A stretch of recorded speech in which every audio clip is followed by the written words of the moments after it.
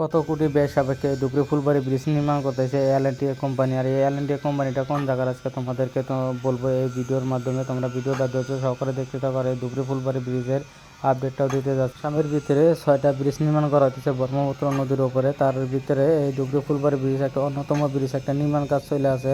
তোমরা এই ভিডিওটা ধৈর্য সহকারে দেখতে থাকো। বন্ধুরা কেমন আছো? আশা করছি সবাই অনেক ভালো আছো।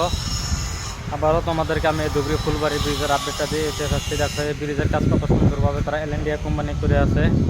দেখো অনেক ভালো লাগবে। দেখো ব্রিজের কাজটা করা হতেছে। আমি যে জায়গায় দাঁড়িয়ে আছি, জায়গা হলো 3-4 নম্বর পোস্টের মাঝে আমি আছি। 3 নম্বর আর 4 নম্বর পোস্টের মাঝে থেকে তোমাদেরকে আমি এই ব্রিজের আপডেটটা দেখাতে যাচ্ছি। দেখো অনেক সুন্দরভাবে কিন্তু এল&টি কোম্পানি এই ব্রিজের কাজগুলো করতেছে। দেখো 2019-20 সনে থেকে কিন্তু এই ব্রিজের অসামরিক কাজ কিন্তু আরম্ভ হয়ে গেছে। আর এই যেটা ব্রিজের কাজ যেটা স্টার্ট করছে সেটা কিন্তু 21 সনে থেকে কিন্তু অ্যাকচুয়ালি এই ব্রিজের কাজ স্টার্ট করছে। আর তার আগে থেকে কিন্তু অসামরিক যেগুলো কাজ আসলে সেগুলো কাজ কিন্তু স্টার্ট করছে 2019-20 সনে থেকে। এই ধুবড়ী ফুলবাড়ী ব্রিজের আমার ভারতবর্ষের ভিতরে কিন্তু 1 নম্বর মুম্বাইতে এই ব্রিজটা কিন্তু একটা নির্মাণ করা হতেছে। তার ভিতরে 2 নম্বর দলং কিন্তু নির্মাণ করা হতেছে আমার আসামের এই ধুবড়ী জেলাতে। এই ধুবড়ী ফুলবাড়ী ব্রিজ 2 নম্বর লং কিন্তু নির্মাণ করা হইতেছে।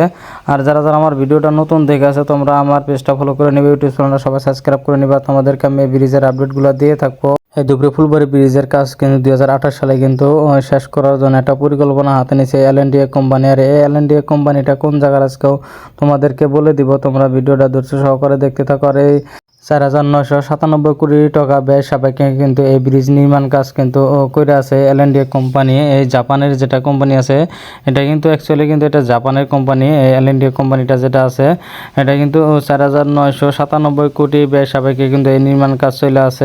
আসাম মেঘালয় জনসাধারণের একটা দীর্ঘদিনের একটা সমস্যা ছিল। এই সমস্যা কিন্তু পূরণ হতে যাচ্ছে 2028 সালের ভিতরেই পূরণ হয়ে যাবে। আর দেখো বর্তমান যদি এই ধুবড়ী থেকে বা ওয়েস্ট বেঙ্গল থেকে কোনো ধরনের মাল যদি নিতে হয় গাড়ি দিয়ে ডাইরেক্ট কিন্তু যদি নিয়ে যেতে হয় গাড়ি দিয়ে তাহলে কিন্তু 205 কিলোমিটার পর্যন্ত কিন্তু রাস্তায় কিন্তু যাওয়া লাগবে এই গাড়ি দিয়ে যদি যেতে হয়। আর না হলে কিন্তু নৌকা বা লঞ্চ দিয়ে নিতে হয়। নৌকা লঞ্চ দিয়ে নিতে কিন্তু বহুত ধরনের দুর্ঘটনা হয়ে যায়।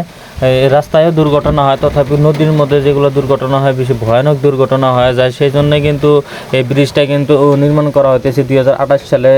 এই ব্রিজটা নির্মাণ কাজ কমপ্লিট হয়ে যাবে। ধুবড়ী ফুলবাড়ী ব্রিজ কমপ্লিট হলে তখন কিন্তু 19 কিলোমিটারে কিন্তু এই মেঘালয় বা ফুলবাড়ি কিন্তু পাওয়া যাব। আর 186 কিলোমিটার পথ কিন্তু কমে আসবো। একেবারে বাংলাদেশ বর্ডারের সাথে ব্রিজটা নির্মাণ করা হইতেছে আসামে। ধুবড়ী মেঘালয় ফুলবাড়ির সাথে কিন্তু এই ব্রিজটা সংযোগ থাকবো, এই দুটো কানেক্ট থাকবো এই ব্রিজ যে নির্মাণ করা হতেছে। আর দেখো এত ডেঞ্জারভাবে তারা এই ব্রিজের কাজগুলো করতেছে। দেখো এল&টি কোম্পানির লেবাররা দেখো একদম অনেক ডেঞ্জারভাবে কিন্তু তারা কাজ করে আছে। দেখো একদম টপে দেখবা যেটা ফ্রেমটা যে লাগাইছে এই ব্রিজের সেকেন্ড সেগমেন্টের যেটা ফ্রেমটা যে লাগাইছে একদম উপরের দিকে কিন্তু এই ব্রিজের কাজটাও করে আছে তারা। দেখো একদম কত ডেঞ্জারভাবে করে আছে, তোমাদেরকে সেটাও দেখাবো। তোমরা ভিডিওটা দেখতে থাকো। আর দেখো অনেক সুন্দরভাবে কিন্তু এই ব্রিজের কাজও কিন্তু এগিয়েছে এই এল&টি কোম্পানি করে আছে। আর দেখো এই যে লেবাররা কত সুন্দরভাবে কাজ করতেছে। আর দেখো এই যে উপরে দেখো এই যে কীরকমভাবে তারা হাঁটে বেড়াইতেছে, দেখতে পাচ্ছ এই যে হাঁটতেছে। আর এই ব্রিজের কাজগুলো করে আছে একদম। দেখো উপরে দিকে ওই দিক থেকে যদি পড়ে যায় একদম চাটকা হয়ে যাব। দেখো এই যে আরেকজনে কিন্তু সে কিন্তু এই যে বেল লাগানো আছে তার মাঝে যদি পড়ে যায় অথবা একদম নিচে পড়ে যাবে না, যদি নিচে যদি পড়ে যায় একদম চাটকা হয়ে যাবে। গুয়াহাটি, তুরা, মেঘালয়, মানকারসার যেগুলা ন্যাশনাল রোডগুলো যেগুলো আছে এই ব্রিজের সাথে কিন্তু কানেক্ট থাকবো। যেটা ফুলবাড়ি সাইডে থেকে যেটা রাস্তাটা যেটা হবো সেটা কিন্তু তুরা, মেঘালয়, মানকারসার, গুয়াহাটি কিন্তু যাওয়া যাব ওই জায়গা থেকে। আর তারাও কিন্তু একদম ব্রিজে উঠতে পারবো।